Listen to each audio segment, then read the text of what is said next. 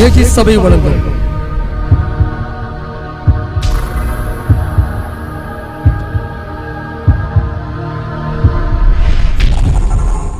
கிருபையும் சத்தியமும்.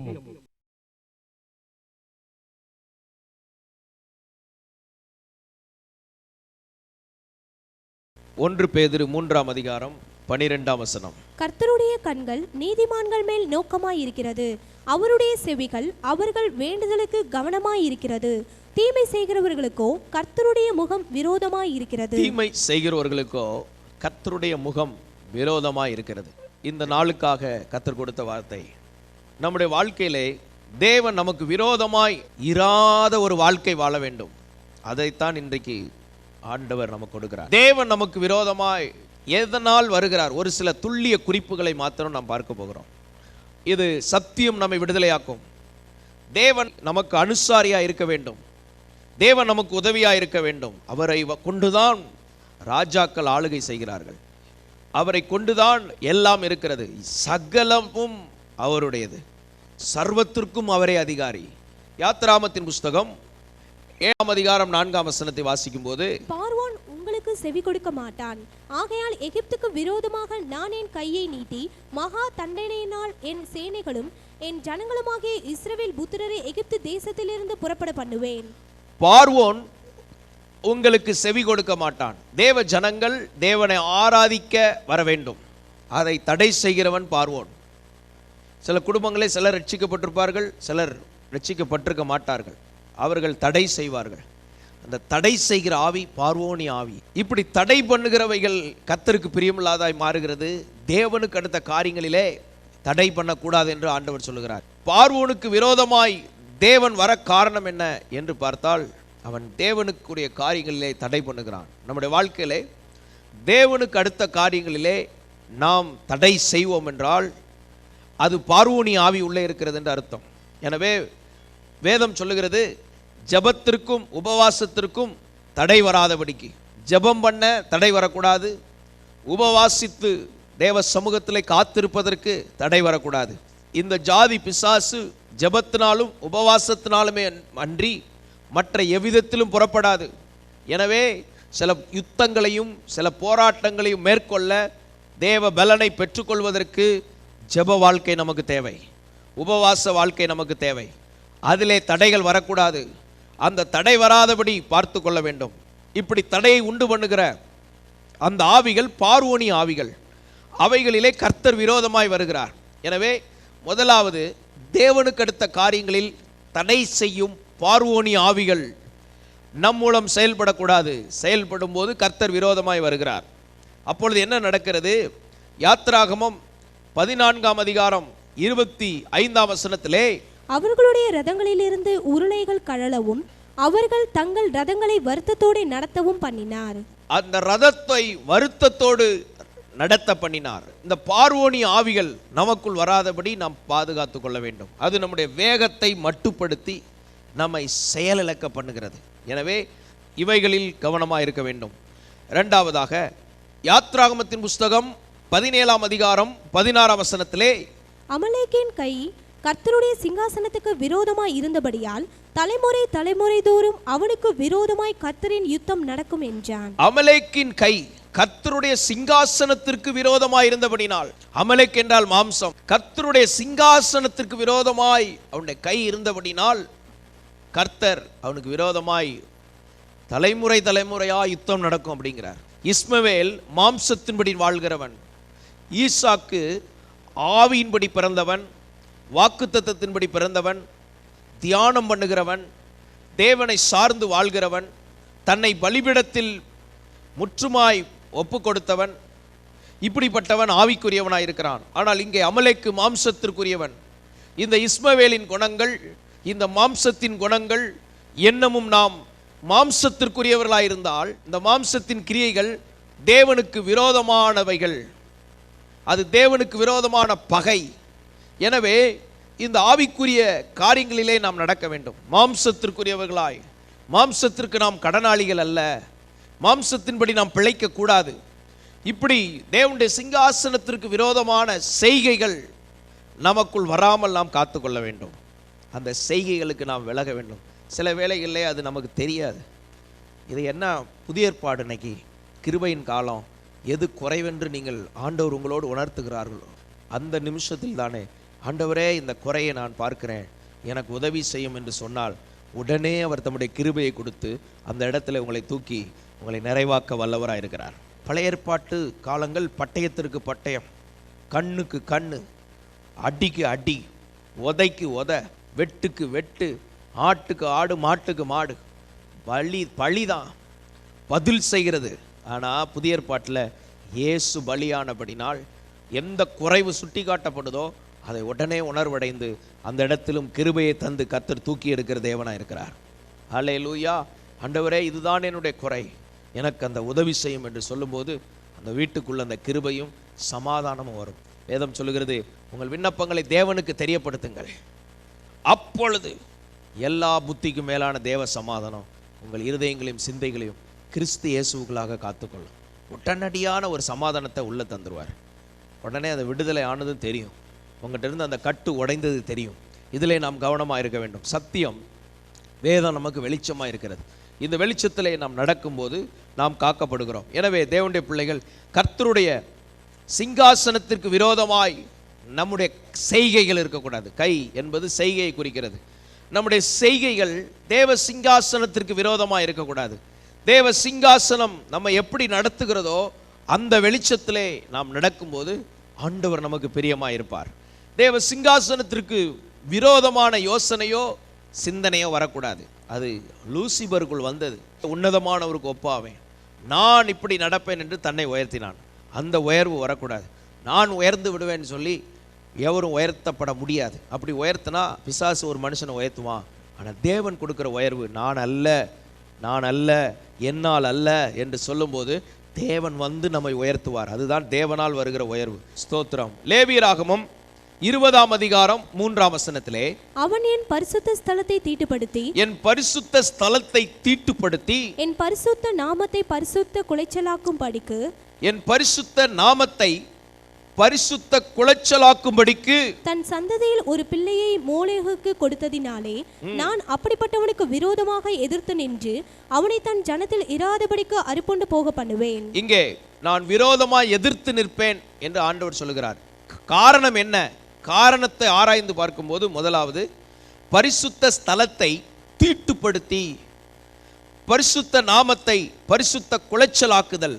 ரெண்டு காரியங்கள் இங்கே வருகிறது. பரிசுத்த ஸ்தலம் அது தீட்டுப்படக்கூடாது.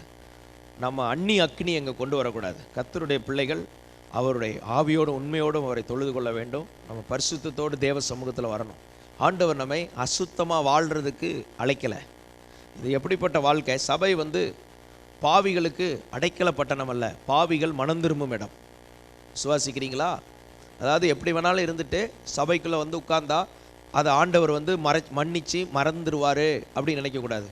ஆண்டவர் உன் பாவத்தை எதுக்கு மன்னிக்கிறார்னா, இன்னைக்கு அப்புறம் நீ பரிசுத்தமாக வாழ்கிறதுக்காக தான் மன்னிக்கிறார். அது எப்பயும் போல் நான் இருப்பேன், ஆனால் ஆண்டவர் மன்னிச்சுக்கிட்டே இருப்பார், நான் மாற மாட்டேன் அப்படி கிடையாது.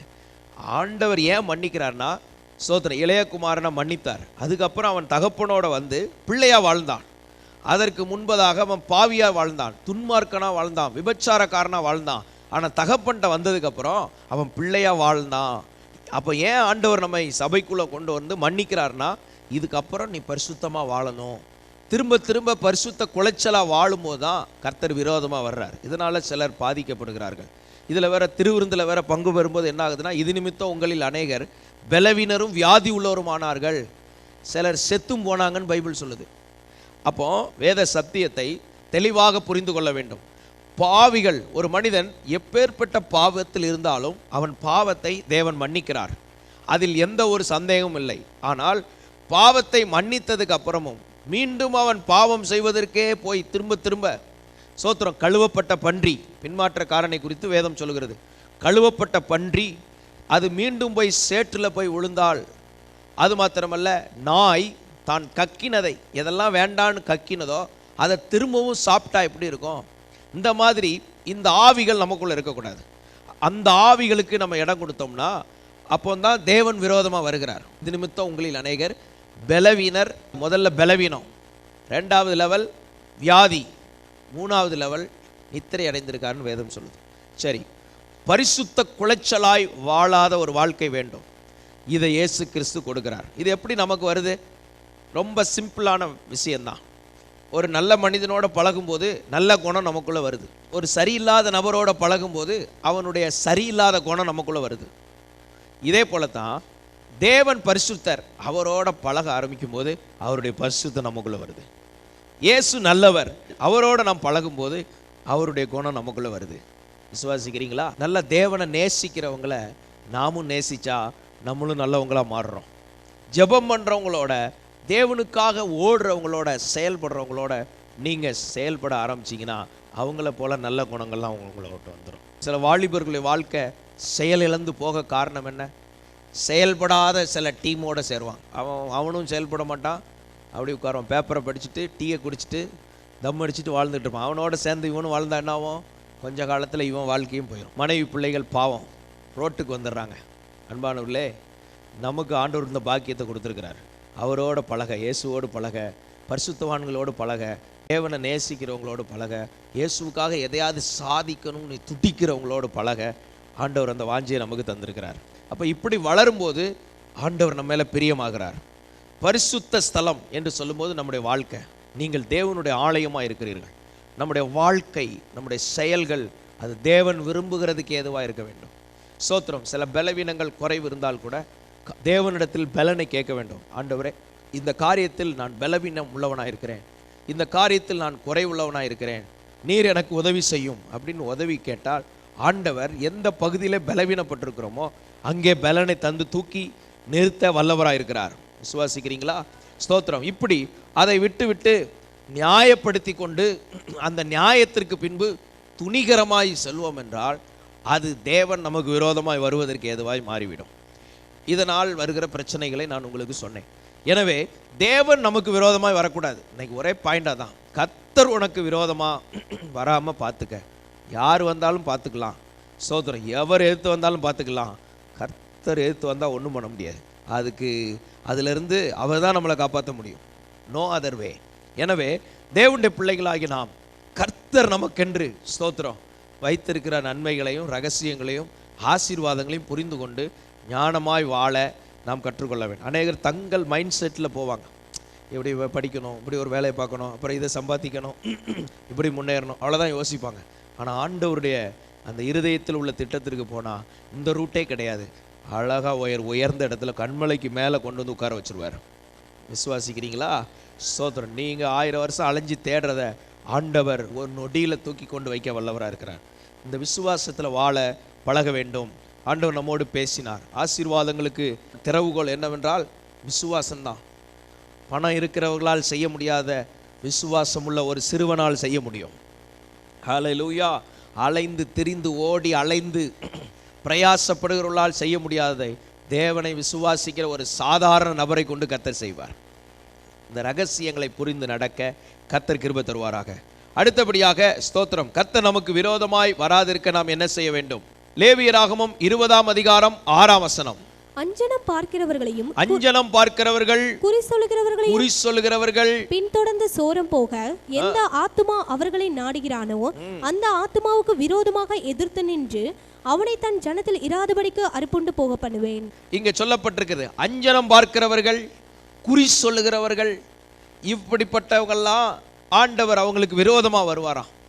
இதெல்லாம் சுருக்கமா சொல்ல போனா என்ன சொல்லப்பட்டிருக்குன்னா, ஆவிகளின் உலகத்தோடு, அசுத்த ஆவிகளின் உலகத்தோடு உள்ள தொடர்பு. அஞ்சனம் பார்க்கறது, குறி சொல்றது, கிளிச்சோசியம், நாள் பார்க்கறது, நேரம் பார்க்கறது, மந்திரவாதம், பில்லிசூனியம், இப்படிப்பட்ட எந்த ஒரு செய்கை, எந்த காரியங்களில் இப்படிப்பட்ட விரோத செயல் இருக்குதோ இவங்களுக்கெல்லாம் விரோதமாக என்ன நடக்குமா? கர்த்தர் விரோதமாக இருப்பாராம். நீ என்னைய நம்பாமல் பாதாளத்தை நம்புறிய, இங்கேயே பாதாளத்தை நம்ப ஆரம்பிச்சிடறான். இந்த ஆவிகள் எங்கேருந்து வருது? ஜோசியம் சொல்கிற ஆவி எங்கேருந்து வருது? பாதாளத்திலிருந்து வருது, பிசாசுக்கிட்ட இருந்து வருது. மந்திரம் வைக்கிற ஆவி எங்கேருந்து வருது?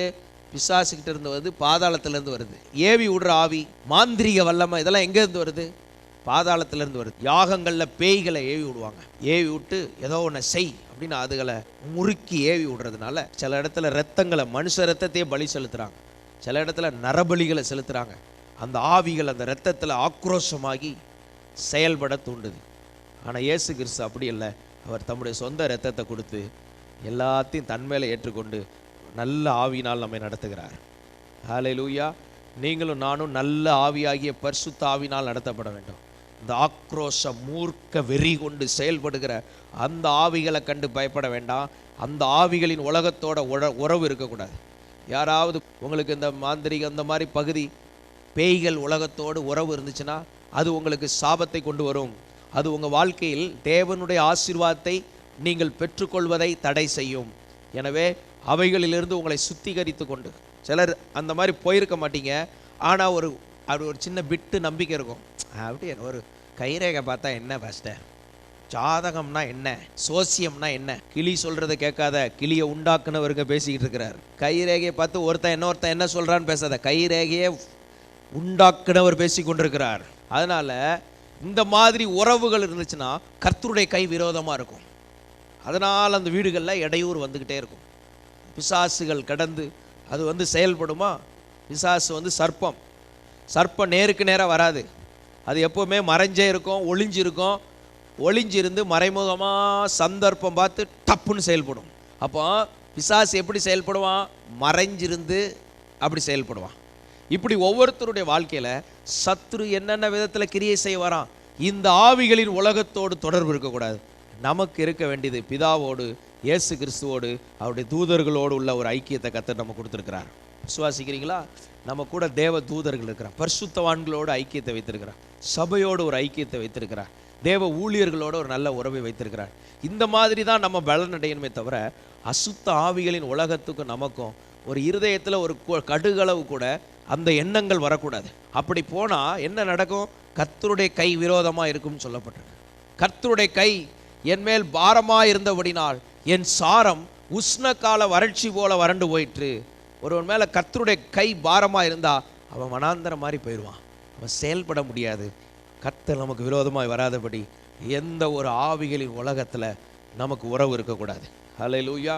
ஒருவேளை முந்திய காலங்களில் உங்களுக்கு அப்படிப்பட்ட காரியங்கள், பாவங்கள் இருந்துச்சுன்னா இன்னைக்கு இயேசு அதிலிருந்து உங்களை விடுதலையாக்க வல்லவராக இருக்கிறார். உங்கள் தாய் தகப்பனோ தாத்தா பாட்டியோ அசுத்த ஆவிகளின் உலகத்தோடு உறவு வைத்திருந்தால் அதனால் வந்த பாதிப்புகள் உங்கள் வாழ்க்கையில் இருக்கும் என்றால் இன்றைக்கு இயேசு உங்களை விடுதலையாக்க வல்லவராக இருக்கிறார். நம்ம வீட்டில் கேபிள் டிவிக்கு ஒரு கருப்பு கலர் ஒயர் வருதா இல்லையா? அந்த ஒரு ஒயருக்குள்ளே 140 சேனல் உள்ளே வருது. இது தான் அந்த அம்மாமார்களை செயல்பட விடாமல் சீரியல்னு சொல்லி சீரியஸாக உட்கார வச்சிருது. ஆட்டம் வாட்டம்னு உட்கார்ந்து சமையலை வெங்காயத்தை வெட்டிட்டு கால் நீட்டிட்டு உட்காந்துடுறான். சில தேவனை தேடுற நேரம் போயிடுது, முன்னேற்ற சிந்தனை சிந்திக்கிற நேரம் போயிடுது, ஜெப நேரம் போயிடுது, ஆராதனைக்குரிய நேரம் போயிடுது. எதையாவது வீணான நேரத்தை போட்டு பாருங்கள், ஒரு சின்ன வயர் எவ்வளோ வேலை பண்ணுது பாருங்கள்.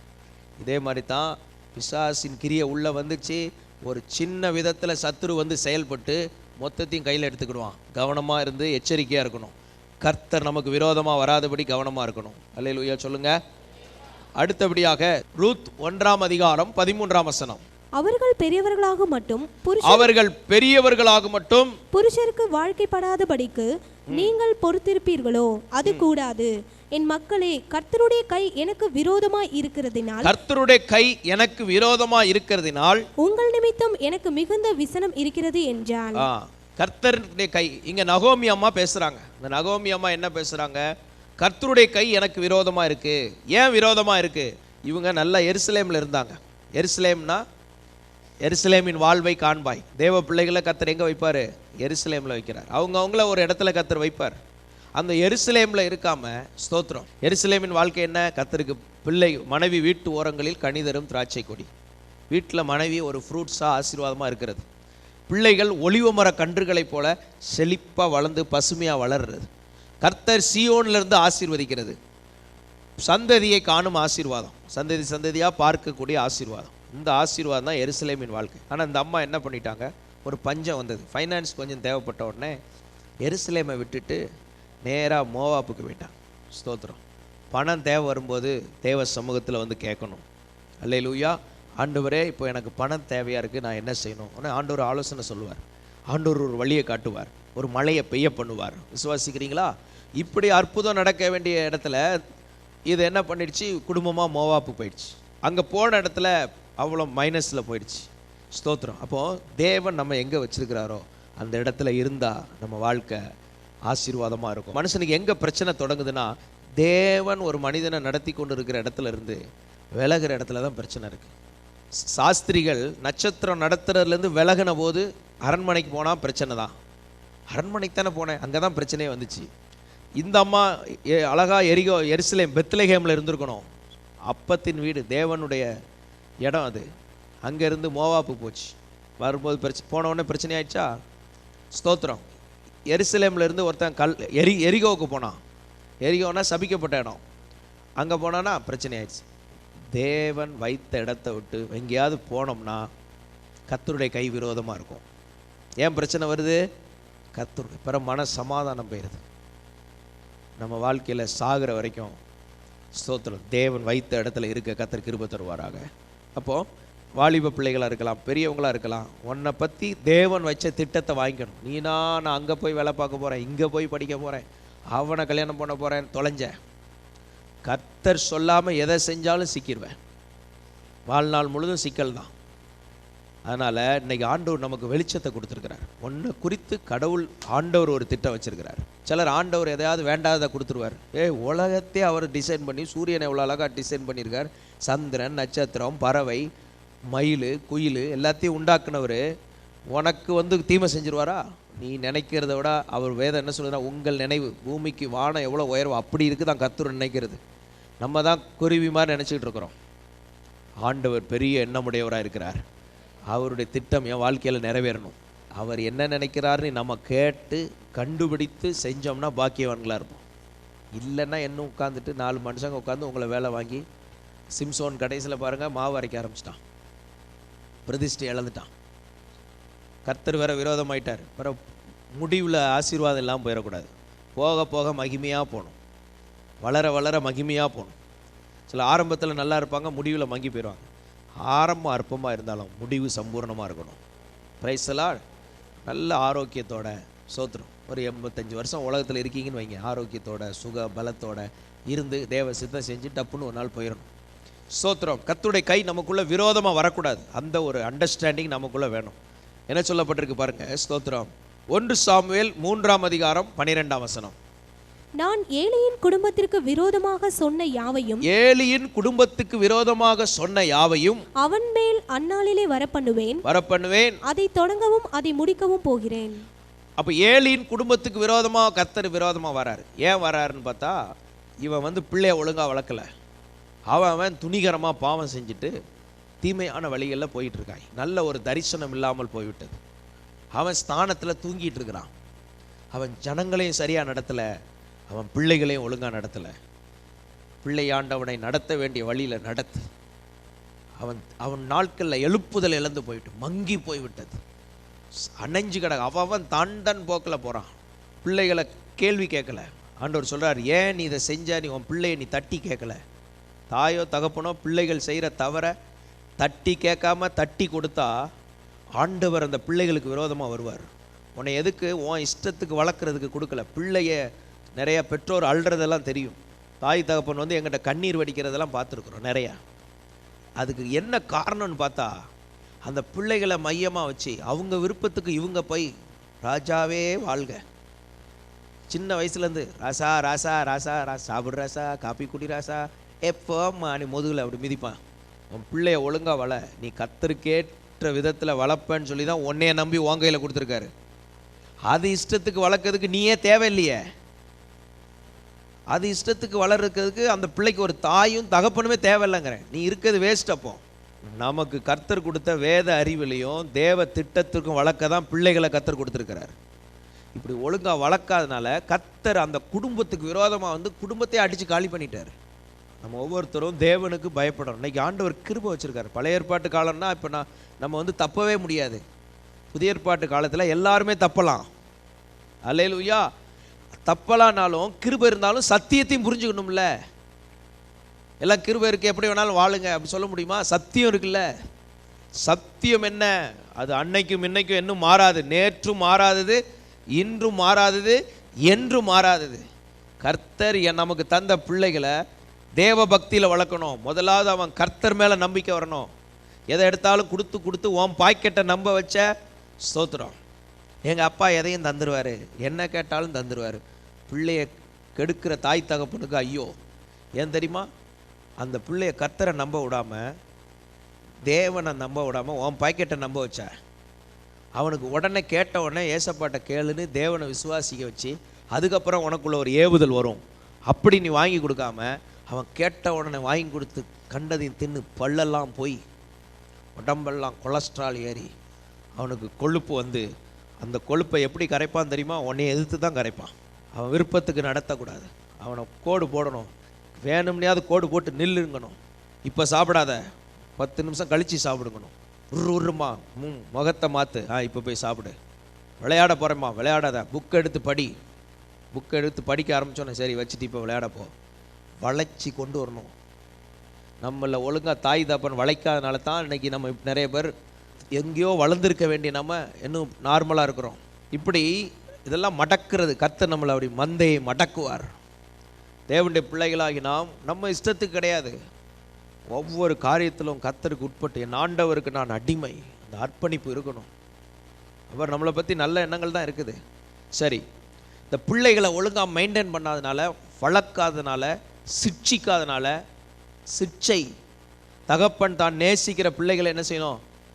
இன்னைக்கு எப்படி அவனுக்கு பிரியமாக இருக்குன்னு நினைக்கக்கூடாது. நாளைக்கு அவன் எப்படி வளரணும், எதிர்காலத்தில் அந்த மகன் எங்கள் அப்பா அவரால் நான் நல்லா இருக்கிறேன்னு சொல்லணும். அவர் என் இஷ்டத்துக்கு விட்டுட்டார் அன்னைக்கு அப்படின்ட்டு பின்னால் சொல்லக்கூடாது.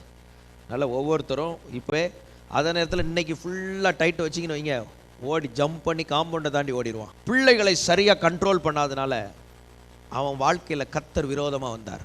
எப்போ நம்ம இஷ்டத்துக்கு போகிறோமோ அப்போவுமே தேவனை விரோதிக்கிறோன்னு அர்த்தம். அதனால் இப்போ நம்ம தேவனுக்கு பயப்படுறதுனால தான் நம்ம கைப்படிந்தவர்களாக இருக்கிறோம். எனவே இந்த காரியங்களில் நாம் எச்சரிக்கையாக இருக்க வேண்டும். அடுத்தபடியாக நாம் கவனிக்க வேண்டிய விஷயம் 1 சாமுவேல் 12ஆம் அதிகாரம் 15ஆம் வசனம். நீங்கள் கர்த்தருடைய சத்தத்திற்கு கீழ்ப்படியாமல் கர்த்தருடைய வாக்குக்கு விரோதமாய் கலகம் பண்ணினீர்கள். கர்த்தருடைய சத்தத்திற்கு கீழ்ப்படியாமல் கர்த்தருடைய வாக்குக்கு விரோதமாய் கலகம் பண்ணினீர்களானால், கர்த்தருடைய கை உங்கள் பிதாக்களுக்கு விரோதமாய் இருந்தது போல, கர்த்தருடைய கை அங்க பிதாக்களுக்கு விரோதமாய் இருந்தது போல உங்களுக்கும் விரோதமாய் இருக்கும். உங்களுக்கும் விரோதமாய் இங்க சொல்லப்பட்டிருக்குது. நீ கர்த்தருக்கு கீழ்ப்படியாமல் கலகம் உண்டாக்கினாள். அப்போ கீழ்ப்படியலைன்னா கர்த்தர் விரோதமா வருகிறார். நம்ம எல்லாரும் கர்த்தர் சொன்னதுக்கு என்ன செய்யணும்? கீழ்ப்படி. அது நன்மையா இருந்தாலும் சரி, தீமையா இருந்தாலும் சரி, கர்த்தருடைய சத்தத்திற்கு கீழ்ப்படிவதனால் நன்மை உண்டாகும். பழைய டாக்டர்ஸ்லாம் போனால் ஒரு மாதிரி கலரில் இருக்கும் லேகியம், டெய்லி 2 உருண்டை சாப்பிடணும், கசப்பாக இருக்கும், அதை குடிக்கணும். அது தீமையாக தெரியும், அப்புறம் சாப்பிட்டதுக்கப்புறம் ஆரோக்கியமாயிருவீங்க. இதே போல் சில நேரம் நாங்கள் சொல்கிறது உங்களுக்கு அப்படி தெரியும், அதை அப்படியே செஞ்சிட்டிங்கன்னா ஆரோக்கியமாயிருவீங்க. அப்போ நம்ம கீழ்ப்படியாததுனால தேவன் என்ன பண்ணுறார்? விரோதமாய் வந்தார்னு சொல்லப்பட்டிருக்கு. எங்கெங்கே கீழ்ப்படியலன்னு கண்டுபிடித்து அதை சரிப்படுத்தி கொள்ள கர்த்தர் உதவி செய்வாராக. அடுத்தபடியாக 1 ராஜாக்கள் 16ஆம் அதிகாரம் 7ஆம் வசனம். பாஷா தன் கைகளின் செய்கையால் கர்த்தருக்கு கோபம் உண்டாக்கி, கர்த்தருக்கு தன் செய்கைகளால் கர்த்தருக்கு கோபம் உண்டாக்கி, அவர் பார்வைக்கு செய்த எல்லா பொல்லாப்பை நிமித்தமும், அவன் யெரொபெயாமின் வீட்டாரை வெட்டி போட்டது நிமித்தமும் இவர்களைப் போல் ஆவான் என்று அவனுக்கும் அவன் வீட்டுக்கும் விரோதமாக ஆனானியின் குமாரனாகிய யெகூ என்னும் தீர்க்கதரிசியினால் கர்த்தருடைய வார்த்தை பின்னும் உண்டாயிற்று. இங்கு சொல்லப்பட்டிருக்குது, கர்த்தருக்கு கோபம் உண்டாக்கினான் தன் கையால், கைனா செய்கை, செய்கையால் கோபம் உண்டாக்கி யெரொபெயாமின் வீட்டாருக்கு விரோதமாக செயல்படுறான். சில நேரம் சில குடும்பத்துக்கு விரோதமாக நீங்கள் எழும்பும்போது கர்த்தர் உங்களுக்கு விரோதமாக வருவார். ஆபேலையும் அவன் காணிக்கையும் கர்த்தர் அங்கீகரித்தார். அதுக்கு விரோதமாக ஒருத்தர் எழும்புனா பாருங்க, கர்த்தர் அவனுக்கு விரோதமாக போயிட்டார். அப்போது நம்ம ஏதாவது சிலருக்கு விரோதமாக எழும்புறதுனால கர்த்தருடைய கை நமக்கு விரோதமாக வரும். ஒருத்தன் தேவனை நேசிக்கிறானா அவனை விரோதிக்காதீங்க. ஒருத்தன் தேவனுக்காக செயல்படுறானா, அவன் வாலிபனாக இருக்கலாம், அது வாலிப பிள்ளையாக இருக்கலாம், பெரியவங்களாக இருக்கலாம், ஆண்களாக இருக்கலாம், பெண்களாக இருக்கலாம், குடும்பமாக இருக்கலாம், அவங்கள விரோதிக்காதீங்க. அவங்கள நேசிச்சிங்கன்னா அந்த வீட்டில் உள்ள நல்ல ஆசீர்வாதத்தில் அதே மாதிரி கிருபையை உங்களுக்கும் கர்த்தர் கொடுத்துருவார். அல்லேலூயா. யெரொபெயாம் ராஜ பரம்பரை, அந்த குடும்பத்துக்கு விரோதமாக எழும்புறான் பாருங்க, இங்கே எழும்பவும் அங்கேருந்து கர்த்தர் பட்டயத்தை அனுப்புகிறார். அறியாமை இருள்கள் நீங்குவதாக. அல்லேலூயா. இந்த சிறியரில் ஒருவனுக்கும் இடல் உண்டாக்காதீங்க. தேவ ராஜ்யத்தில் எல்லா வேலையும் கர்த்தருக்கு செய்ய வேண்டிய பணிவிடை. பாஷா தன் கைகளின் செய்கையால் கர்த்தருக்கு கோபம் உண்டாக்கினான். தன் கைகளின் செய்கையால் கர்த்தருக்கு கோபம் உண்டாக்கினான். நம்ம செய்கைகள் கர்த்தரை கோபப்படுத்தாதபடி நம்முடைய செய்கைகள் அவரை பிரியப்படுத்த கர்த்தர் கிருபை தருவாராக. அதனால நம்முடைய செய்கைகளை சரிப்படுத்தணும். கர்த்தரை பிரியப்படுத்தணும்னா, கர்த்தர் நமக்கு விரோதமாக வரக்கூடாதுன்னா, நம்முடைய செய்கைகள் எந்த குடும்பத்துக்கும் விரோதமாக போகக்கூடாது. உங்கள் அண்ணன் தம்பி குடும்பத்துக்கு விரோதமாக போகக்கூடாது. திடீர்னு அண்ணங்கிற திடீர்னு விரோதம், எல்லாருக்கும் எப்பவுமே பேலன்ஸ்டாக பழகணும். 1 நாளாகமம் 21:17. தாவீது தேவனை நோக்கி, ஜனத்தை என்ன சொன்னவன் நான் அல்லவோ? நான் தான் பாவம் செய்தேன், பொல்லாப்பு நடப்பித்தேன். இந்த ஆடுகள் என்ன செய்தது? இவன் என்ன பண்ணிட்டான்? லெக்கம் பார்த்து கொண்டிருந்தான். எவ்வளவு படை பலம் இருக்கு. தேவ பலத்தை பார்க்க இதுவரைக்கும் தேவ பலத்தையே நம்பிக்கிட்டு இருந்தான். கர்த்தர் யுத்தத்தில் ஜெயம் தருகிறார். ஆண்டவரே, நான் யுத்தத்துக்கு போகணுமா? ஆண்டவர் என்னோடு இருக்கிறார். நான் வந்ததற்கு முகாந்திரம் இல்லையா? இஸ்ரவேலின் இராணுவங்களின் தேவனாகிய கர்த்தருடைய நாமத்தில் வருகிறேன்னு சொன்னவன் கடைசியாக எப்படி மாறிட்டான் பாருங்க. நமக்கு எவ்வளோ பலம் இருக்குன்னு பாருன்ட்டான். அவ்வளோத்தையும் தொகையிட்ட உடனே ஆண்டவர் அவனுக்கு விரோதமாக வந்துட்டார். ஆண்டவரே, நான் இந்த கணக்கு பார்த்ததெல்லாம் மன்னிங்கப்பா. நான் யார் நீ கணக்கு பார்த்ததெல்லாம் மன்னியும். நான் யாருன்னு பார்த்தா நீர் இல்லாமல் நான் கிடையாது. நீ உம்மாலத்தான் நான் நிற்கிறேன், உம்மாலத்தான் நான் வாழ்கிறேன், உம்மாலத்தான் நான் சம்பாதிக்கிறேன், உம்மாலத்தான் நான் ஞானமாக மாறுகிறேன், உம்மாலத்தான் எனக்கு மேன்மை வருது, உம்மாலத்தான் நான் ஆரோக்கியமாக இருக்கிறேன். ஹல்லேலூயா. ஆமாம், நான் ஒன்றும் இல்லை, நீர் தான் ஆண்டவரே. கிருபைக்குள் வாழ கர்த்தர் கிருபை செய்வாராக.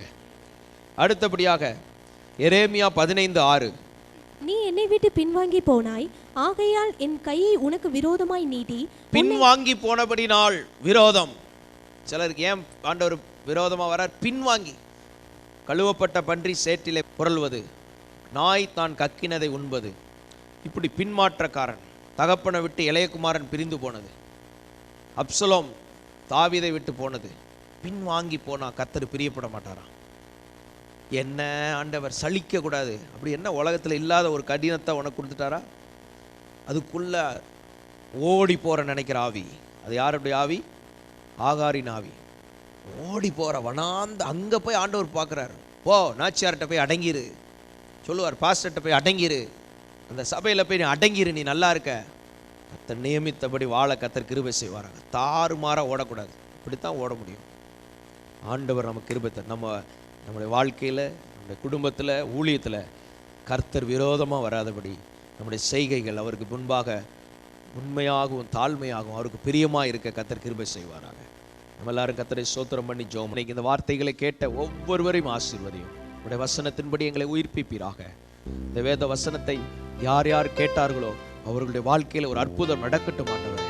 தொலைக்காட்சிகள் மூலம் கேட்கிறவர்களுடைய குடும்பங்களிலும் வாழ்க்கையிலும் ஒரு மறுரூபம் உண்டாகட்டும். தேவனை கோபப்படுத்தாத வாழ்க்கை வாழ எங்கள் எல்லாருக்கும் நீர் கிருபை செய்வீராக. உடைய நாமத்தை நீர் மகிமைப்படுத்தும் ஆசீர்வதியும். இயேசுவின் நாமத்தில் பிதாவே, ஆமென்.